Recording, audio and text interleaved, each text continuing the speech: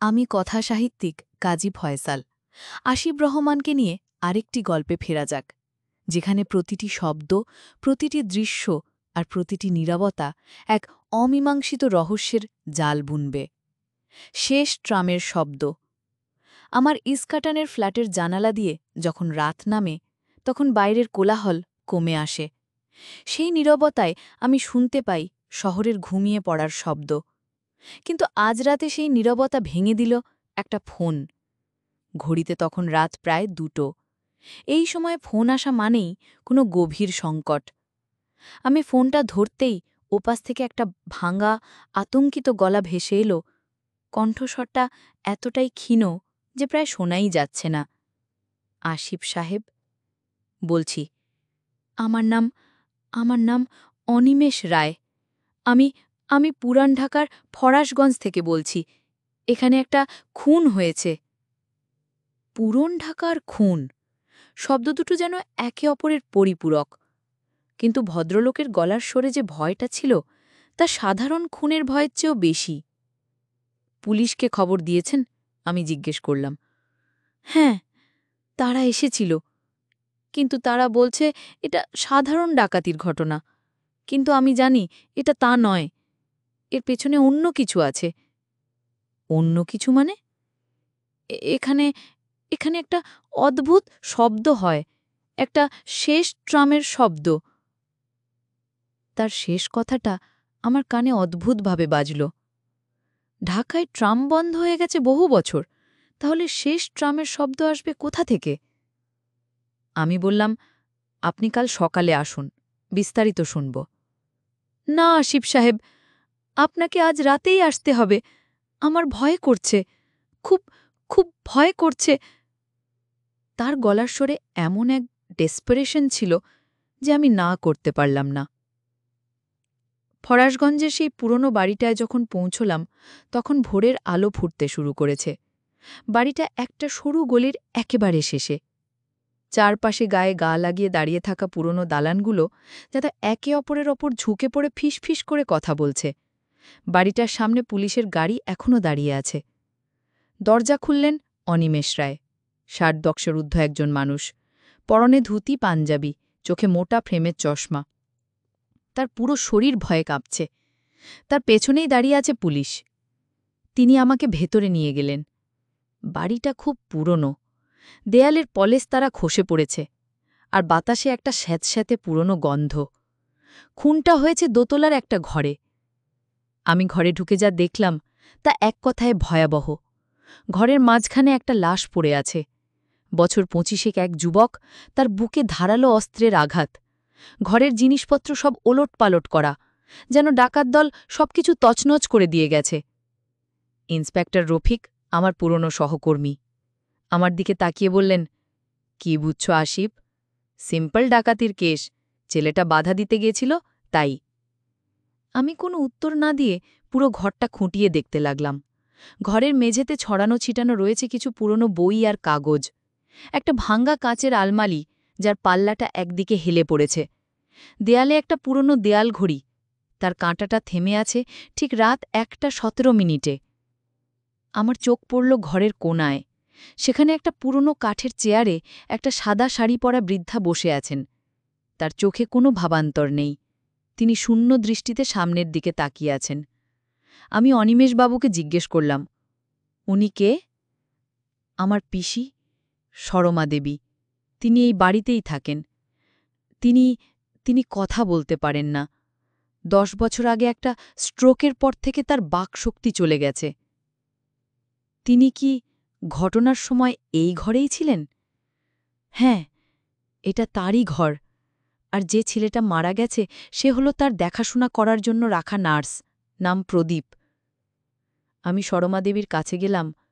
তার মুখে বয়সের অসংখ্য রেখা, কিন্তু চোখ দুটো অদ্ভুত শান্ত, যেন এই ভয়াবহ ঘটনাটা তাকে স্পর্শই করেনি। আমি পুরো ঘরটা আবার দেখতে লাগলাম। আমার চোখটা আটকে গেল মেঝের ওপর পড়ে থাকা একটা পুরনো কাগজের ওপর। তাতে হাতে লেখা কয়েকটা লাইন। শেষ ট্রামের ঘণ্টা বাজে, স্মৃতির পথে রাতের মাঝে। আমি কাগজটা হাতে নিলাম। লেখাটা প্রায় মুছে গেছে। ইন্সপেক্টর রফিক আমার দিকে তাকিয়ে হাসলেন। এসব পুরনো কাগজ, এই বাড়িতে এমন হাজারো জিনিস পাবে, তুমি বরং মূল কেসে মনোযোগ দাও। আমি কোনো কথা না বলে ঘর থেকে বেরিয়ে এলাম। আমার মাথায় তখন দুটো বিষয় ঘুরছে, থেমে থাকা ঘড়ি আর শেষ ট্রামের শব্দ।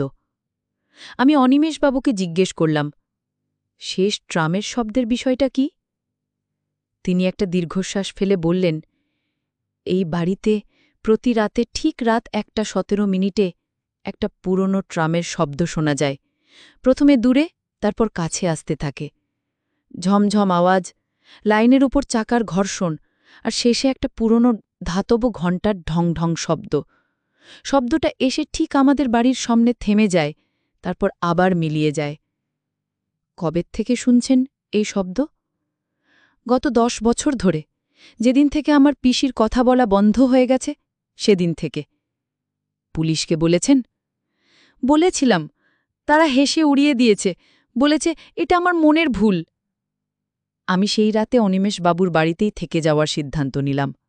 আমি নিজের কানে সেই শব্দটা শুনতে চাই। রাত গভীর হল, পুরো বাড়িটা নিস্তব্ধ। আমি আর অনিমেষবাবু দোতলার বারান্দায় বসে আছি। সময় যেন আর কাটছে না। আমার চোখ বারবার ঘড়ির দিকে চলে যাচ্ছে। রাত 1:10। আমার বুকের ভেতরটা ধুকফুক করছে।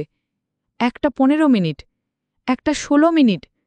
ঠিক 1:17 আমি শব্দটা শুনলাম।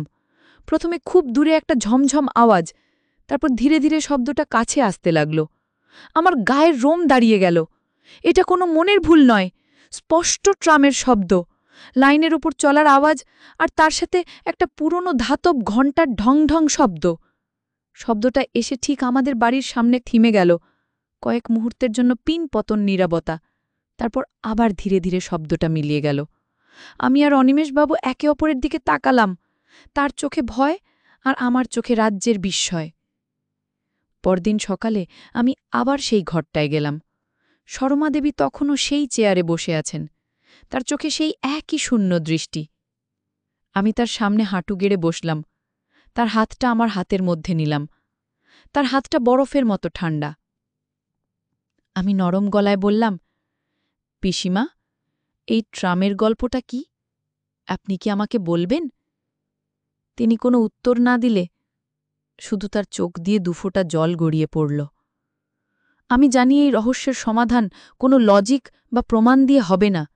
এর সমাধান লুকিয়ে আছে এই বৃদ্ধার নীরবতার মধ্যে। আমি আবার পুরো ঘরটা দেখতে লাগলাম।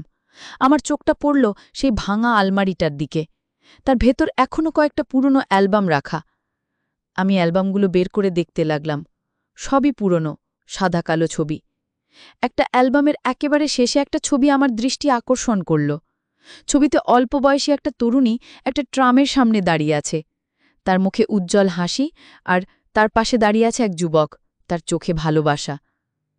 ছবির নিচে লেখা, সরমা ও অলোকেশ, 1952। আমার মাথায় যেন বিদ্যুৎ খেলে গেল। আমি অনিমেষবাবুকে ছবিটা দেখালাম। অলোকেশ কে? অনিমেষবাবুর মুখটা ফ্যাকাশে হয়ে গেল। অলোকেশ ছিল পিসির স্বামী। তাদের বিয়ের 1 বছরের মাথায় একটা ট্রাম দুর্ঘটনায় তিনি মারা যান। তখন ঘটেছিল দুর্ঘটনাটা? আমি ঠিক জানি না, তবে শুনেছি খুব রাতে, শেষ ট্রামে করে তিনি বাড়ি ফিরছিলেন। আমার কাছে পুরো বিষয়টা এখন পরিষ্কার। সরমা দেবী তার স্বামীকে হারাননি। তিনি প্রতি রাতে তার ফিরে আসার অপেক্ষায় থাকেন। তার মন, তার স্মৃতি এখনও সেই 1952 শেষ ট্রামটাতেই আটকে আছে। তার ব্রেন প্রতি রাতে ঠিক একই সময়ে সেই শব্দের বিভ্রাম তৈরি করে। কিন্তু খুনটা, প্রদীপ কেন খুন হল? আমি আবার প্রদীপের লাশের দিকে তাকালাম। তার হাতে তখনও কিছু একটা ধরা। আমি খুব সাবধানে তার মুষ্টিবদ্ধ হাতটা খুললাম। ভেতরে একটা ছোট্ট রূপোর লকেট। লকেটটা খুলতেই আমি ভেতরে দুটো ছোট ছবি দেখতে পেলাম, সরমা বেবী আর অলোকেশের। আমার আর বুঝতে বাকি রইল না কি হয়েছে। প্রদীপ হয়তো কোনোভাবে এই লকেটটা খুঁজে পেয়েছিল। সে হয়তো ভেবেছিল এটা বিক্রি করলে কিছু টাকা পাওয়া যাবে। সে যখন লকেটটা চুরি করার চেষ্টা করছিল, তখনই সরমা দেবী, যিনি সারা জীবন তার স্বামীর স্মৃতিকে আঁকড়ে ধরে বেঁচে আছেন, তিনি হয়তো বাধা দিয়েছিলেন। কিন্তু কিভাবে? তিনি তো কথা বলতে পারেন না, নড়াচড়াও করতে পারেন না। আমি সরমা দেবীর দিকে তাকালাম। তার কোলে একটা বালিশ। আমি বালিশটা সরাতেই দেখলাম তার হাতের নিচে শাড়ির ভাঁজে লুকানো একটা পুরনো ধারালো সবজি কাটার ছুরি। তাহলে কি তিনিই? কিন্তু একজন অশীতিপর বৃদ্ধা, যিনি প্রায় নড়াচড়া করতে পারেন না, তিনি কিভাবে একজন যুবককে? আমার মনে হল, ভালোবাসা আর স্মৃতি মানুষকে অসম্ভব শক্তি দিতে পারে। কিন্তু আমি নিশ্চিত হতে পারছিলাম না। আমার কাছে কোনো প্রমাণ নেই। যা আছে তা সবই অনুমান। আমি ইন্সপেক্টর রফিককে আমার সব ভাবনা খুলে বললাম। তিনি হেসে বললেন, আসিফ, তুমি আবার গল্প বানাচ্ছ। একজন প্যারালাইজ বৃদ্ধা খুন করবে? এটা অসম্ভব। এটা ডাকাতিরই কেস। আমরা চোরকে প্রায় ধরে ফেলেছি। আমি জানি পুলিশ তাদের মতো করে তদন্ত শেষ করবে। তারা হয়তো কোনো একজন ছিচকে চোরকে ধরে এই কেসের ফাইল বন্ধ করে দেবে। কিন্তু আসল রহস্যটা? সেই শেষ ট্রামের শব্দ আর সরমা দেবীর চোখের ওই অতল নীরবতা, তার কোনো সমাধান হবে না। আমি সেই বাড়ি থেকে বেরিয়ে আসার সময় শেষবারের মতো সরমা দেবীর দিকে তাকালাম। তিনি তখনও সেই চেয়ারে বসে আছেন। তার মুখে কোনো ভাবান্তর নেই, কিন্তু আমার মনে হল তার ঠোঁটের কোণে যেন একটা ক্ষীণ রহস্যময় হাসির রেখা। আজও যখন মাঝরাতে আমার ঘুম ভেঙে যায়, আমি মাঝে মাঝে কান পেতে থাকি। আমার মনে হয় আমি হয়তো শুনতে পাব পুরান ঢাকার কোনো গলি থেকে ভেসে আসা একটা শেষ ট্রামের শব্দ। আর আমার চোখের সামনে ভেসে ওঠে এক বৃদ্ধার মুখ, যার নীরবতা একাই একটা অমীমাংসিত রহস্যের মহাকাব্য।